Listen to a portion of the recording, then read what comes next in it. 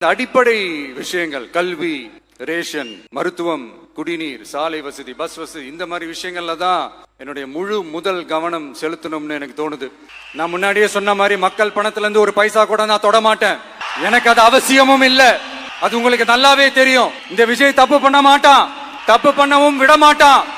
அது யாராக இருந்தாலும் சரி, என்னோட கவர்மெண்ட்ல என் கூடவே இருக்கிறவங்களாகவும் சரி விட மாட்டான். சப்போஸ் யாருக்காவது அப்படி ஒரு எண்ணம் மனசுல இருந்துச்சுன்னா, நம்ம ஜெயிச்சுட்டோம், ஒரு ஆட்டம் ஆடி பார்க்கலாம் அப்படின்ற எண்ணம் யாருக்காவது இருந்துச்சுன்னா இப்பவே இந்த நிமிஷமே அதை எரேஸ் பண்ணிருங்க. இங்க ஒரே சென்டர் தான், என் தலைமையில் உண்டான சென்டர்.